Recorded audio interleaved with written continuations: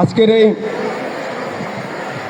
বার্ষিক ফলাফল অনুষ্ঠানে উপস্থিত Tongi pilot school and girls কলেজের শ্রদ্ধাভাজন শিক্ষক মণ্ডলী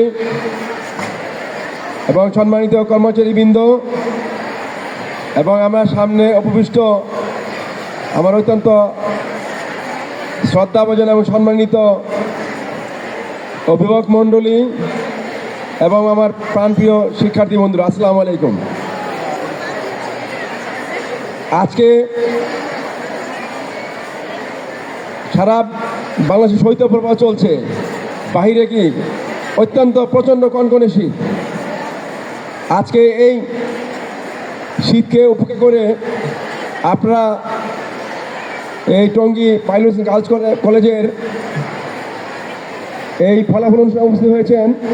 এই জন্য আমাদের টঙ্গী পাইলট পরিবারের পক্ষ থেকে আপনাদের জানাই আমরা অভিনন্দন এবং শুভেচ্ছা।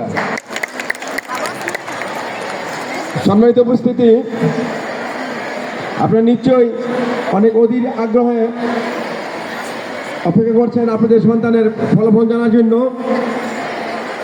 এই জন্য আর আমরা অন্য এক সময় অন্য আঙ্গিকে, আর আপনারা জানেন আমরা 3 তারিখে টঙ্গী পাইলট স্কুল গার্লস কলেজে একাদশ শ্রেণী নবীনবরণ এবং কৃতি শিক্ষার্থীদেরকে আমরা অনুপ্রেরণা যোগানোর জন্য এবং ক্রীড়াবিদদের অনুপ্রেরণা যোগানোর জন্য আমরা একটা বিশাল একটা অনুষ্ঠান আয়োজন করেছি।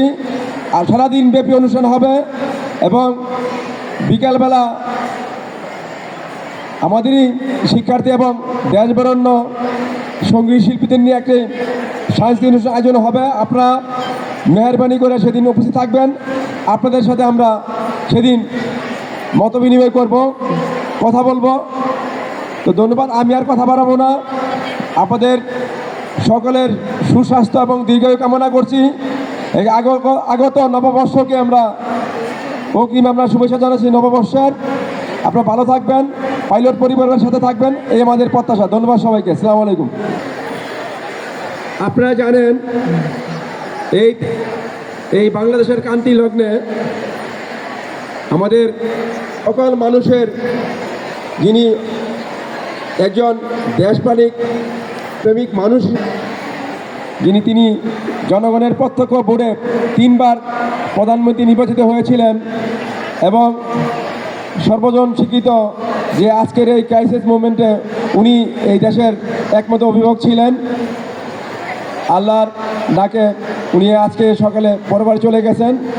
ওনার বিধিহত্যার মাফিয়াত কামনা করে আমরা এই মহান নেতার জন্য দোয়া করব, আল্লাহ যেন আমাকে ব্যাস নসিব করেন। ধন্যবাদ সবাইকে, আপনারা সবাই অংশগ্রহণ করবেন।